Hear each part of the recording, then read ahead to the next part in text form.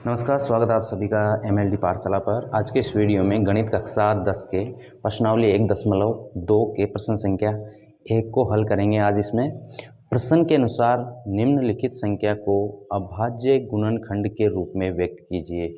ये जो प्रश्न दिए गए हैं इनको हमें अभाज्य गुणनखंड के रूप में व्यक्त करना है, ठीक है। तो सबसे पहला प्रश्न है 140 को हम अभाज्य गुणनखंड के रूप में व्यक्त करेंगे। अब इसमें कौन सी अभाज्य संख्या का भाग जाएगा, सबसे पहले ये देखेंगे। इकाई अंक 0 है तो इसमें 2 का भाग जाएगा। पहले 1 में नहीं जाता, दोनों संख्याओं में मिला के देंगे तो 14, 7 दूना 14 और भाग टूट की 0। उसके बाद में 70 में देंगे तो 70 में अपने पास में इकाई अंक 0 है तो इसमें भी भाग जाएगा। 3 दूना 6 और 1 बचा 10 हो गए, 5 दूना 10। यहाँ पर अब हम भाग देंगे तो 5 का भाग जाएगा, ठीक है। 3 का नहीं जाएगा, 3 एकम 3 और यहाँ पर नहीं जाता तो 5 का भाग जाएगा तो 7 बार, 7 पंजो 35, ठीक है। उसके बाद में 7 एक अभाज्य संख्या है तो उसमें केवल 7 का ही भाग जाता है तो 7 एकम 7। तो ये हुए अपने पास में जो अभाज्य गुणनखंड के रूप में जो संख्याएँ थी, वो जो गुणनखंड है वो इस प्रकार से आए हैं। अब इन्हें हम गुणनखंड के रूप में लिख सकते हैं। तो इनका जो गुणनखंड आया है वो आया है 2 गुणा 2 गुणा 5 गुणा 7, ठीक है। अब यहाँ 2 की घात 1 और 1, यहाँ 2 की घात कितनी हो जाएगी 2 गुणा 5 गुणा 7। तो ये हमारे अभाज्य गुणनखंड के रूप में हम इसे इस प्रकार से व्यक्त करते हैं। यह है प्रश्न संख्या 1। अगला प्रश्न है प्रश्न संख्या 2, 156, ठीक है। 156 का हम यहाँ पर अभाज्य गुणनखंड के रूप में इसे व्यक्त करेंगे। तो इकाई अंक सम है, 2 का भाग जाएगा, 7 दूना 14, 1 बचे 16 हो गए, 8 दूना 16।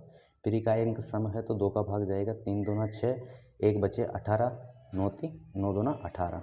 अब यहाँ पर 3 का भाग जाएगा, ठीक है। 3 एकम 3 और 3 तिया 9, तो 3 एकम 3 और 3 तिया 9। अब 13 में क्या है, 13 में 13 का ही भाग जाएगा क्योंकि 13 एक अभाज्य संख्या है, ठीक है। तो ये हो गए अपने पास में 156 के गुणनखंड। इन्हें अभाज्य गुणनखंडों के रूप में व्यक्त करेंगे। 2 गुणा 2 गुणा 3 गुणा 13, यहाँ 2 की घात 1 है और यहाँ 2 की घात 1 है तो दोनों मिलाकर कितनी हो जाएगी 2 की घात 2 गुणा 3 गुणा 13। तो ये हो गए 156 को अभाज्य गुणनखंड के रूप में व्यक्त, ठीक है। ये हुआ प्रश्न संख्या 2। अगला प्रश्न है जिसे 3825 को हमें गुणनखंड अभाज्य गुणनखंड के रूप में व्यक्त करना है। तो 3825, ठीक है। अब यहाँ सबसे पहले हम देखेंगे इकाई का अंक सम नहीं है तो इसमें 2 का भाग तो जाएगा नहीं। अब 3 का जाएगा नहीं जाएगा, इसके लिए हम देखते हैं कि ये जो दी गई संख्या है इनका योग करके यदि 3 का भाग जाता है तो उस संख्या में भी 3 का भाग जाएगा। तो 3 + 8 + 2 + 5, ठीक है। तो 8 और 3 हो गए 11, 11 और 2 हो गए 13, 13 और 5 18 हो गए। तो 18 में 3 का भाग जाता है तो मतलब इस संख्या में भी 3 का भाग जाएगा, ठीक है। इन संख्याओं का योग करके हमने 3 का भाग दिया, 3 का भाग जा रहा है तो इस संख्या में भी 3 का भाग जाएगा। 3 एकम 3, 3 दूना 6 बचे 2, 22 हो गए, 7 तिया 21 बचा 1, 15 हो गए, 5 तिया 15। उसके बाद में इसमें भी 3 का जाएगा नहीं जाएगा ये भी चेक कर लेते हैं। 1 और 2 3, 3 और 7 10 और 5 15, 15 में 3 का जाता है तो इसमें भी 3 का जाएगा। तो 4 तिया 12, 3 दूना 6 और 5 तिया 15, ठीक है।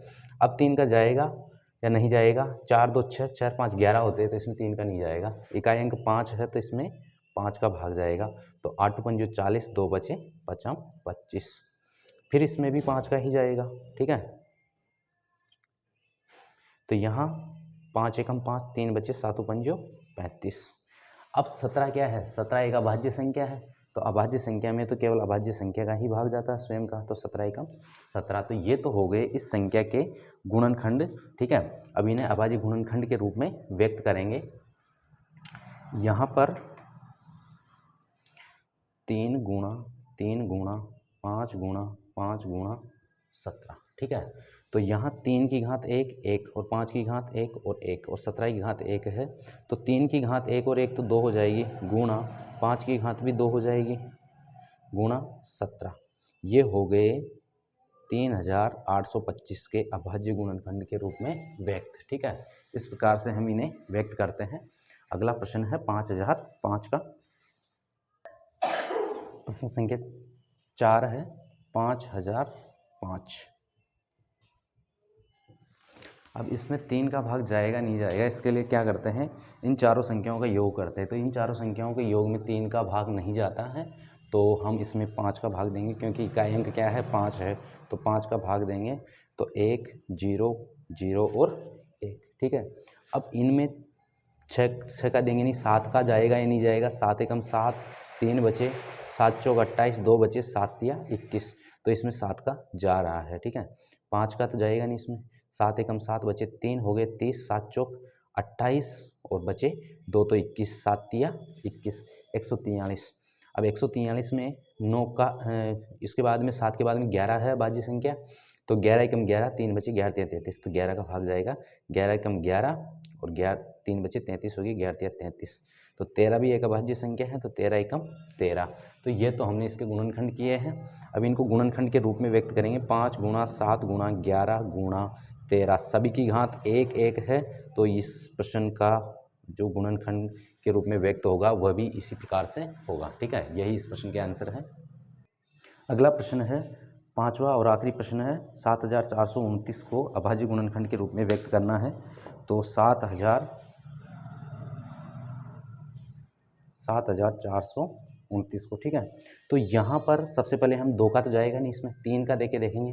तो 3 का 7 और 4 11, 11 और 2 13 और 13 और 9 हो जाएंगी 22, तो 3 का भी नहीं जाएगा। उसके बाद में 5 का जाएगा नहीं इसमें, क्योंकि इकाई अंक क्या है इसमें 9 है।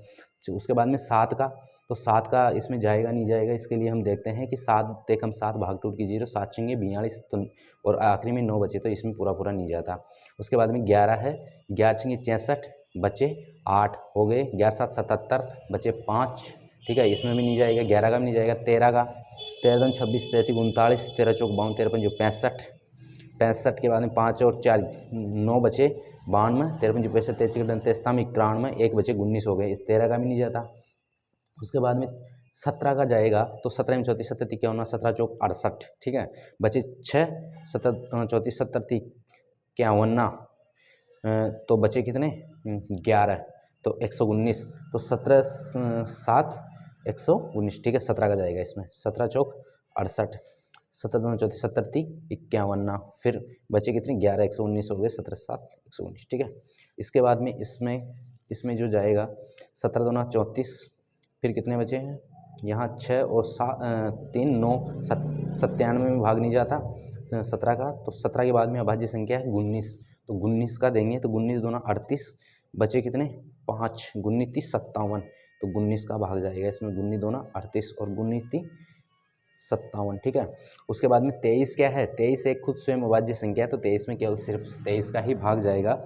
यहाँ पर अपने पास में इसके जो गुणनखंड आए हैं 17 गुणा 19 गुणा 23, ये अभाज्य गुणनखंड के रूप में इसे व्यक्त किया है। गणित कक्षा 10 प्रश्नावली 1.2 के प्रश्न संख्या 1 जो है हमने गुणनखंड के रूप में व्यक्त किए हैं। आज के इस वीडियो में इतना ही। वीडियो पसंद आए लाइक कीजिए, शेयर कीजिए, चैनल को सब्सक्राइब कीजिए। धन्यवाद।